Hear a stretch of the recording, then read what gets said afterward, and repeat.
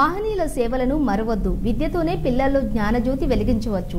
MLA KP Vivekanand నిన్న సాయంత్రం 130 Subhash Nagar division Suraram colony తెలుగుతల్లి నగర్ వద్ద దళిత సంఘాల ఐక్య కార్యాచరణ సమితి ఆధ్వర్యంలో నిర్వహించిన మహనీయుల జయంతి వేడుకలకు ఎమ్మెల్యే కేపీ వివేకానంద్ ముఖ్య అతిథిగా హాజరయ్యారు.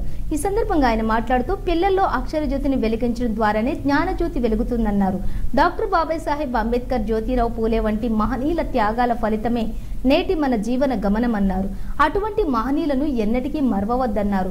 ఈ కార్యక్రమంలో మాజీ కార్పొరేటర్ సురేష్ రెడ్డి, మేడ్చల్ జిల్లా ఫిషరీస్ కోఆపరేటివ్ చైర్మన్ మన్నే రాజు, నిర్వాహకులు గౌనీ శంకర్, తారా సింగ్, కరాటే శ్రీను కుమార్, జేమ్స్, గట్టు అశోక్, వీరేశం, శ్రీపాల్ తదితరులు పాల్గొన్నారు.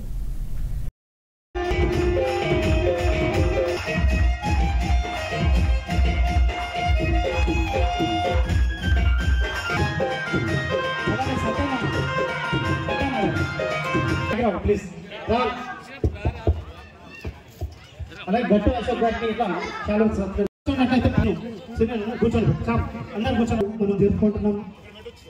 మరి ఈ కార్యక్రమానికి మనం వివేకన్న, ఎందుకంటే మేము ఎప్పుడు పోయినా కానీ ఎప్పుడు కాల్ చేయకుండా మాకు ఈ కార్యక్రమానికి ఎప్పటికీ మాకు సహకరిస్తాడు.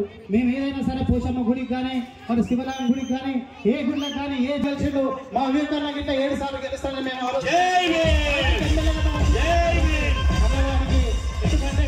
అని చెప్పి ఒక్కసారి ఆ మహనీయులను గుర్తు చేసుకుంటూ మహనీయుల పండుగని చెప్పుకొని మళ్ళీ మనం కూడా భవిష్యత్ తరాల వారికి చక్కటి పునాది వేసి వారిని ముందు నడిపించాల్సిన బాధ్యత మనం తీసుకోవాలా.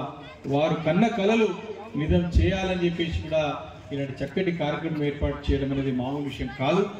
తప్పకుండా బాబాసాహెబ్ అంబేద్కర్ అప్పటికిప్పటికి వ్యత్యాసం తెలుస్తుంది.